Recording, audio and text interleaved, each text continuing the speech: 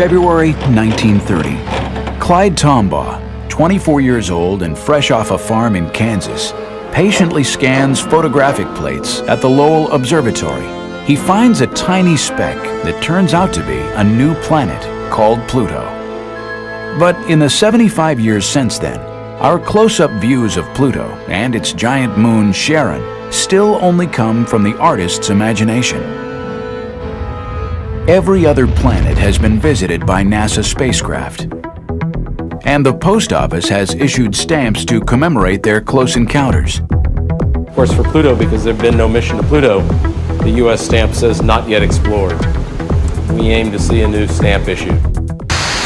We have ignition and liftoff of NASA's New Horizons spacecraft on a decade-long voyage to visit the planet Pluto and then beyond.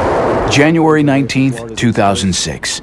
NASA's New Horizons mission to Pluto successfully lifts off from Cape Canaveral, traveling faster than any previous spacecraft. In just 9 hours, New Horizons passes the orbit of the Moon and begins a 9-year voyage to Pluto. February 28, 2007.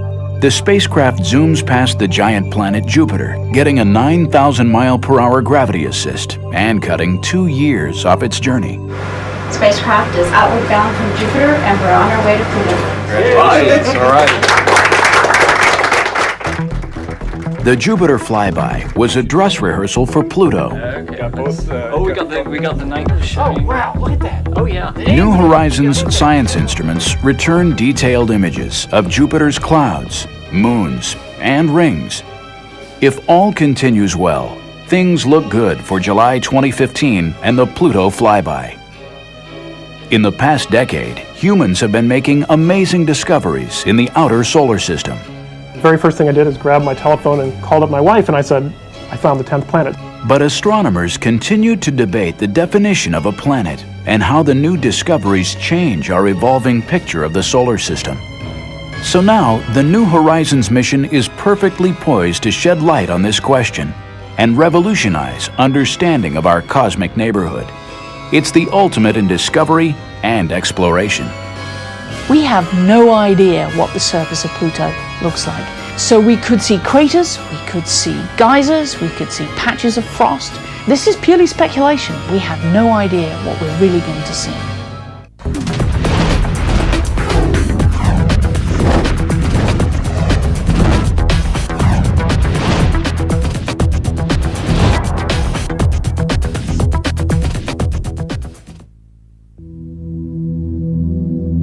Late 2005, the long journey begins.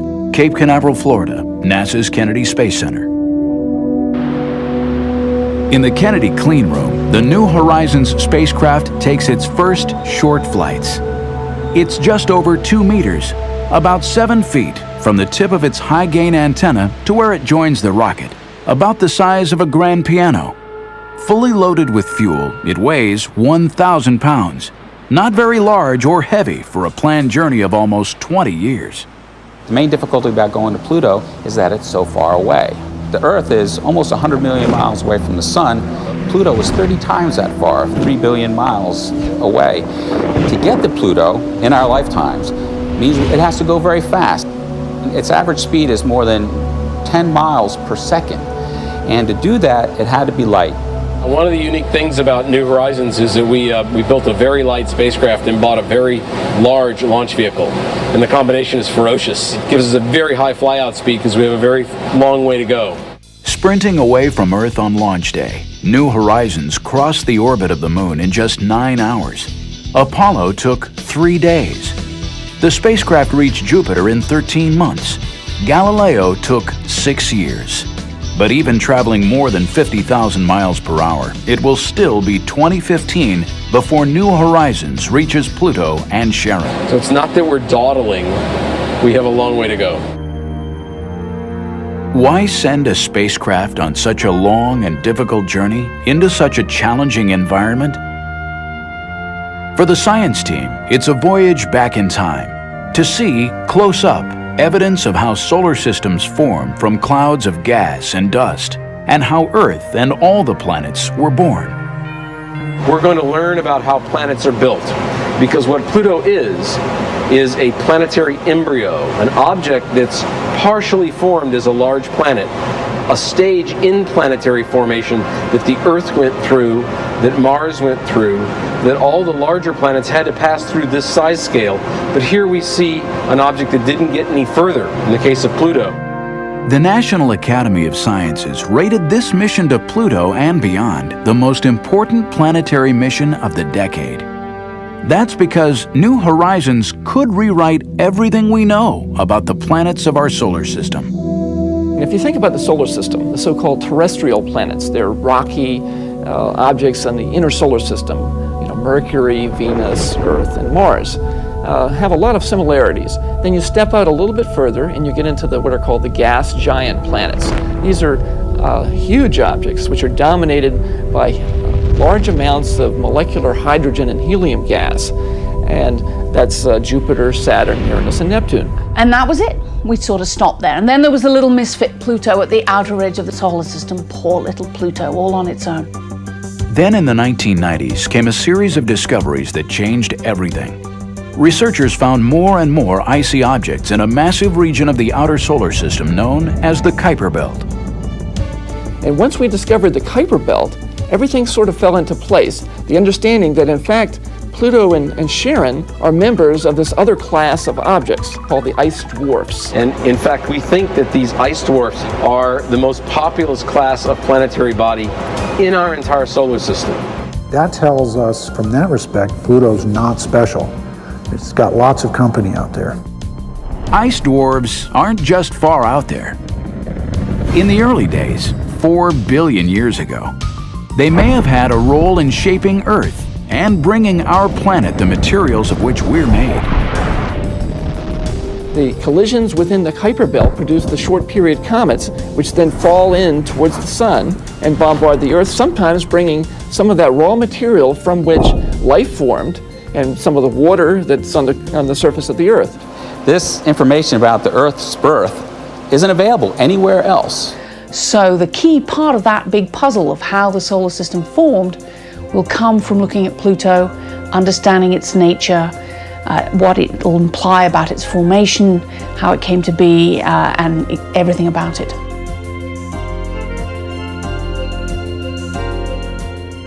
Coming up, with New Horizons safely on its way to Pluto, find out what sophisticated scientific instruments are on board to unravel Pluto's mysteries.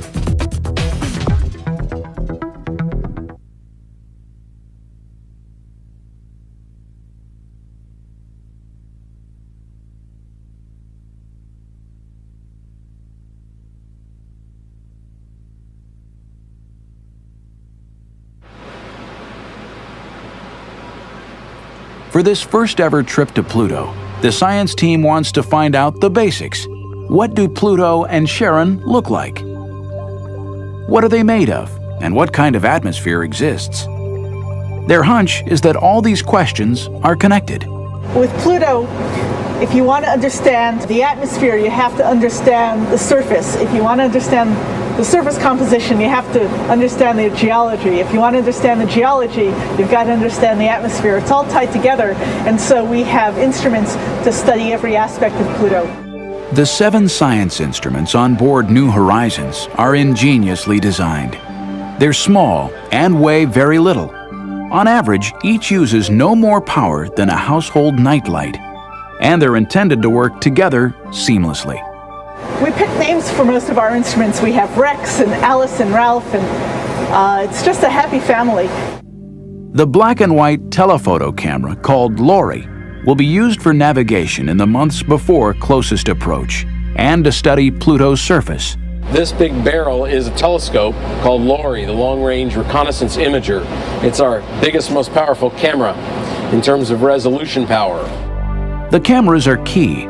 For over 60 years, Pluto remained little more than a dot, as small and dim as a walnut seen from 30 miles away. In the 1990s, even the Hubble Space Telescope showed just a blurry surface. And this true color image is the best we can do with Hubble and advanced computers. Pluto clearly has a varied surface, but whether these are mountains or craters or polar caps remains a mystery. That's where New Horizons wide-angle camera comes in. We want to get up close and personal. Ralph is our main color camera. It's also the camera that's going to take our main global maps of Pluto. We can get in and map at scales of kilometers and sub-kilometers and even down to tens of meters. Football field-sized resolution at Pluto. We're going to be able to, to see things thousands of times more precisely than what we've been able to do with the Hubble Space Telescope. Strangely enough, Pluto's surface seems to have about the same brightness as freshly fallen snow on Earth. It appears so dim only because it's so small and very far away. Equally bizarre, Pluto sometimes behaves more like a comet than a planet. When its eccentric orbit brings it closer to the Sun, the surface heats up and produces a denser atmosphere. Ralph's sister instrument, using a different part of the electromagnetic spectrum, will be studying that. This is the ALICE ultraviolet spectrometer, which will probe the composition of Pluto's atmosphere and also study its surface. It measures light with a shorter wavelength than what you and I see. We fly past Pluto, that's the antenna direction. We're going to turn, so the antenna is pointed back at Pluto, back toward the Sun. And we're going to watch as the Sun passes behind Pluto, and we're going to see the sunlight get absorbed at these ultraviolet wavelengths, and we can tell what the atmosphere is made out of at these different heights. As Pluto approaches and retreats from the Sun, it's thought that there are seasons and weather that resurfaces the planet with fresh, bright ices. Some researchers think this is what creates the light and dark regions, but as yet, no one knows. New Horizons hopes to get to Pluto before winter sets in, and the atmosphere freezes back down to the surface as solid ice. Along its 9-year voyage, New Horizons will also be collecting some very important samples of dust. What's the big deal about dust? We have dust everywhere. Dust in your house, dust outside, dust all out the solar system. Well, dust comes from the grinding up of material that gets shed and left around. In the case of the solar system, we believe that the dust that's flying around the solar system was produced by the grinding up of asteroids, the grinding up of Kuiper Belt objects, the grinding up of ring particles and so on, that is left over from the process of not just forming the solar system, but its constant evolution over time. So the last of the 7 instruments is a special dust counter. But this instrument comes from a very surprising source. Every part, from logo to detectors, was designed entirely by college students. Its job is to profile the density of dust particles all the way across the solar system for the first time. But the real breakthrough of this instrument, it's the first time that students have been able to build a flight quality instrument on their own and fly it on a mission to a planet. The students documented their project in behind-the-scenes home videos. Our final instrument will have 12 of these dust detectors all lined up on a panel about 0.1 meters squared. Till now, no dust counter has gotten data farther out than 18 times the distance of Earth from the Sun. Design specs from the SDC are twice that and more, lasting decades, traveling billions of miles, surviving temperatures near absolute zero. Even though it's a student project, the dust counter is every bit as robust and serious as the other instruments on board. The students faced review boards of veteran scientists and engineers as part of the design process. Together, the 7 science instruments are the most powerful set of detectors ever sent on a first flyby of any world in our solar system. But making sure the Pluto flyby is successful meant a race against time to launch in 2006. And before they could ship the spacecraft to the Cape, the hardware and the science instruments all have to go through a rigorous test program. For this mission, keeping on schedule was critical. It's also important that we get there as soon as possible because Pluto does have an atmosphere right now, but it's moving farther and farther away from the Sun.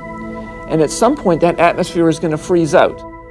Although meeting the target launch date is critical, so is making sure that all the hardware works together like a finely tuned machine. One builds a spacecraft, you build the individual boxes and instruments first, And they go through their own tests, both functionally and then environmental tests. And that's sort of equivalent to the members of an orchestra, each tuning up. But once you build it as a spacecraft, once you've assembled it, then you're playing the symphony. And that's what we've been doing. We've been testing it as a system. And then we test it again, and then we test it about 5 more times. Once we launch this, we can't go after it with a screwdriver. We can't go fix anything that isn't working. And the test program, the full-up test program, is more than a year long. A big part of the testing that gives us confidence that it's going to work in flight is the environmental testing. So we put it into an environment that's pretty much exactly like it's going to see on its way to Pluto and at Pluto. That includes a thermal vacuum tank where we put it in this big tank, we pump all the air out, it's in a vacuum just in space, then we heat it up and we cool it down, just as it's going to see when it's actually in flight. And it's not just the extreme cold that engineers test for. The launch itself puts huge stresses on the spacecraft.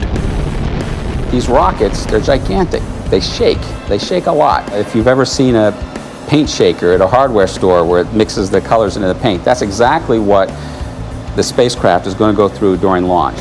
One of the things we do is we put the whole spacecraft on a gigantic vibration table, a paint shaker, and shake it. And then test it after that, and shake it again and test it again. Test phases at APL and Goddard have been very intense. We're running a 7-day-a-week, 3-shift-per-day operation. Nothing was easy. Even getting to Andrews Air Force Base meant fighting traffic. Leaving home for Cape Canaveral and the final critical months before launch, the engineers in charge were a little nervous. This is definitely high on the stress level curve. Getting the spacecraft moved from Columbia, Maryland, all the way down to the Cape is pretty tough. Like packing for a long trip, everything you need must come along. Test equipment, spares, tools. Everything we're doing is the last time we do it. We want to make sure every bolt is exactly tight and fastened correctly. Everything's been assembled, tested. The records are kept properly because there's no going back. This is a flight build.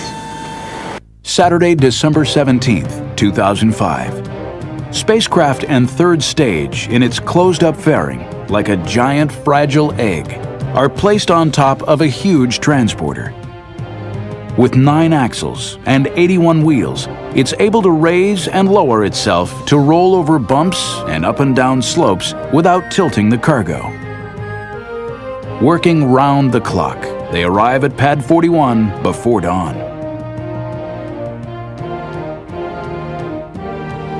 "75 years after the discovery of Pluto, 17 years after a mission was first proposed, the dream of exploring the 9th planet was now only weeks from launch."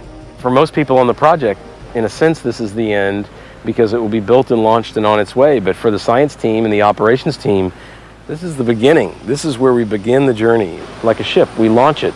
On January 19, 2006, after nearly 2 decades of planning, building, and testing, a picture-perfect launch thrilled the mission operations team back at Johns Hopkins. But the long journey to understand Pluto actually began 75 years earlier, far away in the American West.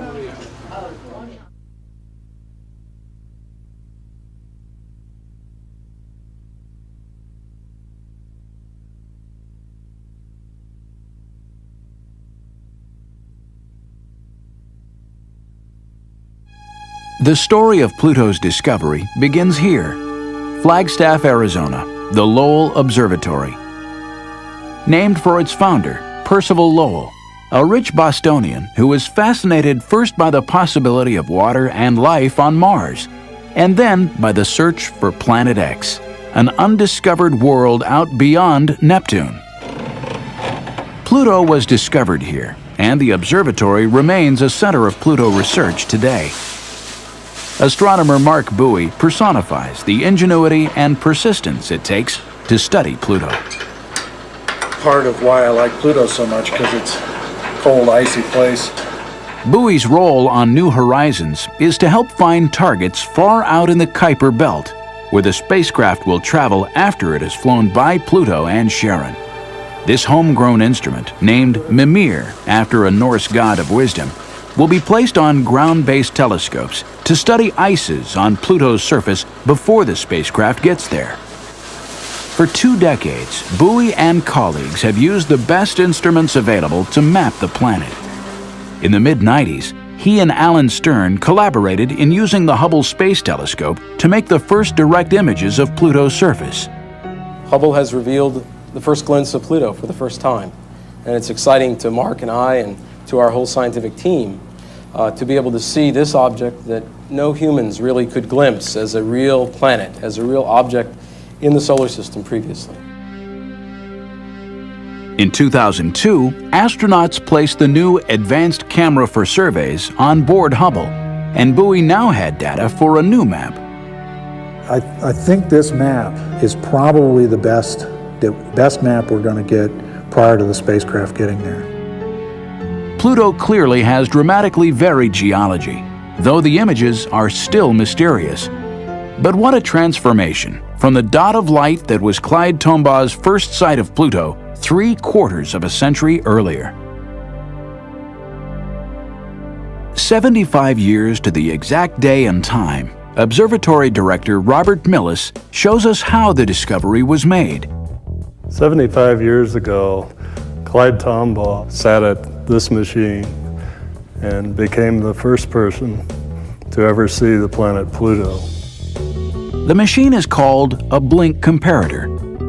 Tombaugh used it to look at photographs of the same patch of sky taken a few days apart. Night after night, he'd patiently expose the large glass plates. Day after day, he'd blink the plates back and forth, looking for anything different from the fixed points of starlight.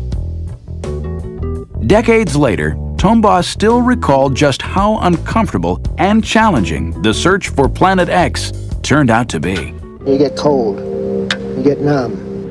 It took a lot of perseverance, because this gets brutally monotonous. Blinking back and forward, Tombaugh was looking for anything that shifted position. The only means you have identifying a planet is going to be small. It's like a small star image. The only clue you have is it shifts position with an interval of a few days in the night's time. That's the only clue you have. So you've got to see all these star images, hundreds of thousands of them, to see if any of them shift position during the interval between the first and second plate. That small movement was just what Tombaugh saw on February 17, 1930. The arrows were added to show its position a few days apart. It was just what Lowell and Tombaugh wanted to see, a distant planet. After some debate, an English schoolgirl, 11-year-old Venetia Burney, came up with the name Pluto, god of the underworld. PL, of course, were also Lowell's initials. By studying the motion of that dim and distant dot of light, astronomers discovered a Pluto year, the time it takes to move once around the Sun, was equal to 248 Earth years. The angle of its orbit, seen here in silver, was steeper than any other planet. Its distance from the Sun also varied more than any other planet. For 48 years, that was all anyone knew about Pluto. Then, in 1978, astronomers Jim Christie and Bob Harrington analyzed new plates taken at the U.S. Naval Observatory in Flagstaff. Christie noted an elongation of the planet to the north. 1 month later, the bump had disappeared. Blink the images back and forward just like Clyde had done, and you see the bump is moving. Their conclusion? Pluto, like Earth, has a moon. Christie suggested the name Charon after the ferryman of Pluto's underworld in Greek mythology, but preferred to pronounce it Charon, more like his wife's name, Charlene. From the motions of Pluto and Charon, astronomers could work out that the moon was almost half the size of its planet, so large that both objects spin around a central point, their mutual center of gravity, outside Pluto. Pluto and Charon were the first binary planet known in our solar system. Using the basic physics of their orbits and their distance from each other, astronomers were able to calculate their mass and size. Pluto was smaller than our moon, about 1,500 miles in diameter, and had only 1/10 of its mass. Pluto and Charon together would barely stretch across the continental United States. From its size and orbit, astronomers estimated that Pluto is perhaps half rock and half ice. That makes it one of the largest of a whole new class of objects, the ice dwarfs, living out in what's known as the Kuiper Belt. This region is named for Gerhard Kuiper, a leading mid-20th century planetary astronomer. Kuiper suggested that the solar system didn't end with Neptune and Pluto, but that there should be a disk or belt of other worlds somewhere way out there. In 1992, from a mountaintop in Hawaii, David Jewett and Jane Liu found the first Kuiper Belt object. They were using new and highly sensitive CCDs, like the sensors in a modern digital camera. But their technique was essentially an updated version of Tombaugh's work. Take carefully registered images of a patch of sky and see if anything moves against the distant stars. This one, QB1, did just that. Jewett and Liu had found the first Kuiper Belt object. It was just a few hundred kilometers across, about the size of an asteroid. In 2002, Caltech astronomer Mike Brown and colleagues found a Kuiper Belt object half the size of Pluto. In 2004, Sedna, another world, 3/4 the size of Pluto. Brown kept on looking, using computers to do the work of Tombaugh's blink comparator. We do exactly the same thing. Clyde Tombaugh is the one who basically figured out the system for finding these things, but we do it all by computer instead. These are 3 images in a row that are blinking on the screen, just like Clyde Tombaugh would blink. On the morning of January 5th, 2005, I was looking at these very images, and I clicked the button saying this one's no good, and I suddenly see this object here very clearly moving across the frame in dead center. This is the one where I almost literally fell out of my chair, because it's perhaps it's close to being the brightest object we'd ever seen out there, and it's also moving extremely slowly. Slow means it's far away. Slow and bright means it's really big. If you combined more distant with anything we'd ever found and almost the brightest thing we'd ever found, you knew immediately that this thing had to be the biggest thing we'd ever found in the outer solar system. The very first thing I did is grab my telephone and called up my wife, and I said, I found the 10th planet. 2003 UB313, the random name assigned by Brown's computer, was 25% larger than Pluto. Until an official name was chosen, Brown came up with a temporary nickname, commemorating Percival Lowell's search for Planet X. We had actually been reserving the name Xena for the first object that we found larger than Pluto. We wanted something that started with an X for Planet X. We wanted something that was mythological. Now Xena is only TV mythology, not real mythology, but we figured Pluto is named after a cartoon dog, so that's okay. And we wanted something that, we decided there weren't enough female planets, so we were going to name another one female planet. So if you take those 3 together, you get Xena. Xena has now officially been named Eris, goddess of discord, which seems appropriate. Some astronomers argue that Pluto and Eris, as Kuiper Belt objects, should not be classified as true planets. Others disagree. In August 2006, in a controversial decision, the International Astronomical Union reclassified Pluto, Charon, and Eris as dwarf planets. But Mike Brown thinks the new findings far out in the Kuiper Belt only make the New Horizons mission more exciting. Pluto is the closest member of this new class of objects we're finding. The next best thing to studying all of these objects out there is to go look at some of the big ones. Go look at Pluto. It's not the biggest one out there, but it's the closest really big one that we can learn a lot about. So I think that going to Pluto is much more exciting today than it was even a year ago. In 2005, Hal Weaver and Alan Stern used the Hubble for another close-up look at Pluto and Charon. We want to know everything that could possibly be along our path as we're going through the Pluto-Charon system. The result was an historic and astonishing discovery. This was just incredible. In fact, it was so incredible we almost didn't believe it at first. They saw 2 small, dim moons where only Charon had been known before. It would double the excitement of the close encounter. We get 4 for the price of 2. You know, instead of having just Pluto and Charon, we now have another couple of exciting moons to investigate. Pluto is an even more interesting place than we imagined. Mark Bowie went back and confirmed the discovery by reanalyzing previous images. He made this true color portrait of Pluto and Charon with the newest moons, Nix and Hydra. New Horizons will speed through the Pluto system in less than a day. To maximize success, the mission would use flying by Jupiter, the largest planet in our solar system, as a dress rehearsal for encountering the smallest. Early 2007, engineers and scientists got ready.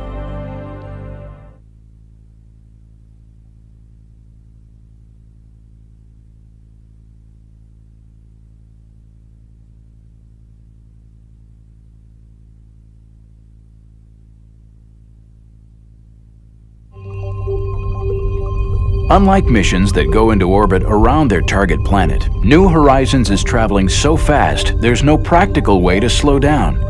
After a 9-year trip, closest approach to Pluto and Charon will flash by in less than a day. This is going to be incredibly nerve-wracking. As we do the encounter, we get one shot at flying by Pluto. That's both terrifying, also very exhilarating. Pluto is so far away that radio signals from Earth take 4.5 hours to get there, and 4.5 hours back. This 9-hour round-trip light time means computer commands for every aspect of the encounter, from navigation to operation of the science instruments, must be programmed, tested, and uploaded ahead of time. It's very scary to build a spacecraft and then launch it and not get any data for 9 years. And so it's really key to test out the instruments before we get there. June 2005, 10 full years before arrival at Pluto. The mission operations team runs a detailed simulation of the encounter, modeled to the split second. To test the spacecraft still more rigorously, the project decides to use the Jupiter flyby to take actual scientific observations. They'd look at the volcanic moon Io. They'd study Jupiter's cloudy surface and aurora. This will be a wonderful dress rehearsal for the whole process of putting together a complicated sequence. And we only get to do it once at Pluto, so having this practice at Jupiter will be very valuable for that. January 2007, still another simulation. The Jupiter encounter has mission planners working harder than ever. So it's more intense than by several orders of magnitude than anything we've done as far as memory usage, which translates to number of commands. It's more intense actually than our Pluto simulations we did pre-launch. I guess the usual stuff. X is normal, our SPE is going to range from 7.056 degrees. The observation starts 10:06:16. Before any command is sent up to the spacecraft, it's reviewed by a representative of every subsystem, power, thermal, data handling, as well as the science team. One bad line of code can cripple a spacecraft. The Jupiter encounter has 40,000 of them. Every command is run through a series of computers, identical to those up in space, except that this New Horizons mission simulator is safely on the ground in Maryland. February 28, 2007, 45 minutes after midnight GMT. New Horizons closes in on Jupiter. Hours later, scientists and engineers gather at the Applied Physics Laboratory for what they hope will be the first post-encounter transmission from the spacecraft. Mission managers coordinate with researchers across America. Experienced operators stand by at stations dedicated to each instrument and subsystem. The ACE, or Lead Flight Controller, communicates with NASA's Deep Space Network Station in Australia. Alice Bowman is Mission Operations Manager, or MOM. Her professional family includes some of the brightest engineers around. Today's very important. It's our Jupiter flyby day. And of course, the test is coming right up. We'll see if a spacecraft made it through the dangerous radiation at Jupiter. For this milestone in the life of the mission, all hands are on deck. It's real big. As you can see, we have a lot of people coming in today, a lot of scientists who wanted this information off the satellite that we've been trying to get for them. So today is real eventful. I would put it somewhere between launch and actually getting to Pluto. I'd say it's the third most critical activity in the whole timeline. We're really putting the spacecraft through a stress test. That's our primary objective. But as long as we had to stress it, we thought we'd stress it with 700 science observations. 700 observations. 40,000 commands. Science planners work with guidance and control engineers to write a playbook for the encounter, a script for every time tick of the flyby. At Jupiter, New Horizons is on her own. Here on Earth, they wait. You guys nervous? No, not really. Nothing we can do at this point. That's right, not nervous. No. Not a bit. This is all done by remote control. That's the nature of this business. 500 million miles away, our little puppy is doing its job and doing very well. Just come up on track like it always does. So. We're about a little less than 6 minutes away from our first look at telemetry. They'll know all is well when screens light up with green text indicating the spacecraft has survived. DSN Australia confirms that New Horizons has phoned home. Pluto Ace. Go ahead, Pluto Ace. Yes, we're now receiving telemetry and we're locked. RF mom on Pluto 1. Status check. RF is green. PI, this is mom on Pluto 1. Spacecraft telemetry for all subsystems is nominal. Spacecraft is outward bound from Jupiter, and we're on our way to Pluto. Congratulations. All right.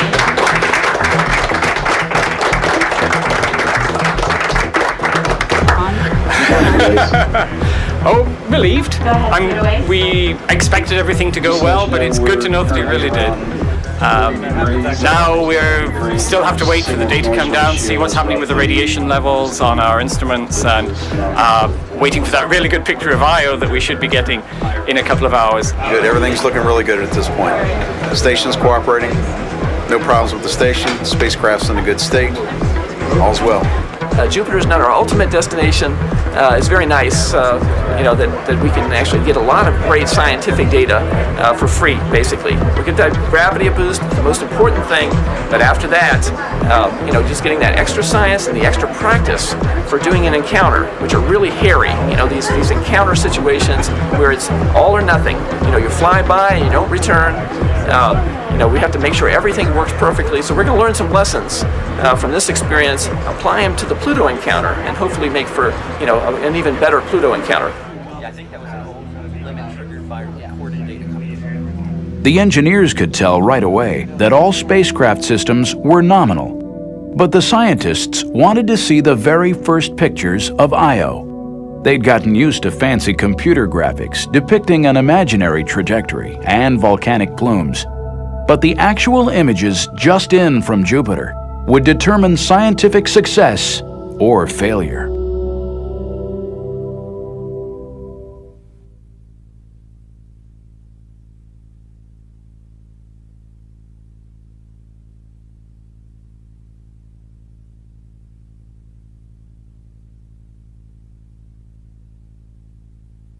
Yeah, this is the highest resolution image of Io with its spectacular plume, we hope. Like Clyde Tombaugh decades earlier, they hoped for discoveries. Flight by an hour. Oops. The spacecraft took the images hours before, but for the researchers, this was exploration live and real time. There it is, off the, wow. Okay. Camera and spacecraft delivered as promised. 2 plumes off the limb. Okay. Got both. We got the night shipping. Oh wow! Look at that. Oh yeah. And we got both of them. We got both of them. And another plume. Oh my gosh.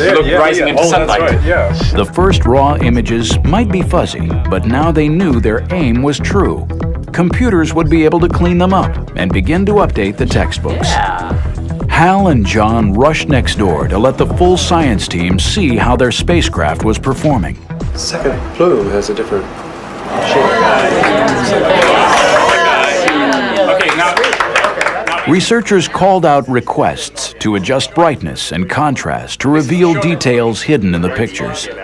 Now they knew for sure they'd captured the volcano called Tvashtar, spewing its sulfur plume 180 miles up into space. How about that one up there? What is that? How about this one here? Is that a mountain or is that a... Many of the scientists were veterans of previous missions, but precise navigation and state-of-the-art cameras were revealing the Jupiter system as never before. There was the one Voyager 1 image, the high-resolution image that showed the filamentary structure, but nothing like this. Yeah, that's Professional astronomers, of course, thrill at each new image, but the general public also had a role in targeting New Horizons cameras. And what we actually did is went out to some blog sites where talented amateur astronomers and planetary scientists discussed the latest findings. Like the student dust counter, this was the first time the public had a chance to shape a deep space mission. We asked them, suggest to us some of your best ideas for what we call Kodak moments, unique geometries when we could obtain something evocative. Out of this process came the idea for snapping Io and Europa lit edge-on by the sun. Stern's favorite captured Europa rising over Jupiter. It gives you that feeling that you're actually at Jupiter, and you have a view that you might not expect to have from a spacecraft, as if you were actually there, an astronaut making the flyby with New Horizons. There were 7 Kodak moments, but New Horizons returned almost 700 observations. And we have very detailed images that show us much finer structure now in Jupiter's ring system than had ever been obtained by any previous mission. The cameras had been designed to work in the much dimmer light far out at Pluto, but special software helped record the structure and dynamics of Jupiter's clouds, including both the great and little red spots. No spacecraft had made detailed observations since the formation of the little red spot. And this is not such a little spot, after all. It's as large as the Earth, practically. And we happen to be the first mission to Jupiter since the coagulation of some smaller storms into the so-called little red spot. So the spacecraft passed this intentionally extreme stress test with flying colors. Because I would have been very happy if half or more of the observations had worked out, rather than upwards of 95, 97%. Leaving Jupiter, New Horizons will fly down the planet's giant magnetic tail, another first for this mission. Then it will be time for an 8-year cruise to Pluto, with long periods spent in hibernation, instruments turned off. Well, Cruise for New Horizons is a 8-year sequence during which most of the time the spacecraft is in hibernation. And we do that in part to save money, but more importantly to save time, wear and tear on the electronics. In fact, most of the electronics boxes on New Horizons, although they will be 9.5 years old on reaching Pluto, they will only have between 2 and 3 years of on time. So for practical purposes, the spacecraft is not 9.5 years old, but 2.5 or 3 years old. Commands out. Keeping the spacecraft young is one thing. Mission planners also had to think about who would be around to operate the spacecraft in 2015. Many of the faces you see around New Horizons are relatively young. That's also no accident. You know, if it's on like that, let's say you have. The project wants to make sure key team members are still on the job when the spacecraft gets to Pluto. Yeah. How old are you going to be? In 2015? Yeah. I don't know, somewhere in my 40s. Oh, and you're a youngster. Yes. If all goes well, even 2015 won't be an end date for New Horizons. It should have enough fuel to travel onwards, to rendezvous with 1 or 2 ice dwarfs beyond Pluto. 3, 2, 1. The story of New Horizons may be a tale of high-powered rockets and sophisticated science instruments, but it's also evidence of human persistence, passion, and boundless imagination. It's going to be an almost timeless object, that we're building something that will not only outlast the pyramids, but outlast the mountain ranges of the Earth. This will fly through the galaxy essentially unchanged from the way we build it. And it will be just that way for billions of years, literally. That's a stunning thing to me every time I think about it. New Horizons is not just breakthrough science. It's another milestone in America's vision of space exploration. Humans are explorers. I mean, we're not satisfied just to sit still with the status quo. We want to understand our place in the universe. We want to understand why we're here. Is the Earth unique? Is life unique? And science, and in particular space science, where we're going out to study the planets, is a very important component of that process. Virtually every place we've sent a spacecraft on a first reconnaissance mission like this that we find out that our Earth-based notions were flat wrong. So I'll tell you what we expect, but before anything, what we expect is to be surprised. Exploring the outer solar system, because it's so far, takes a lot of time. We're talking decades rather than a few years. It requires a lot of patience, a lot of dedication, a lot of perseverance, but it's exciting. It's the frontier. It's the place that we know the least about, and yet the rewards could be huge in terms of what it tells us about the origin and evolution of the solar system. And because it's so far, we just want to know what's there. It's curiosity.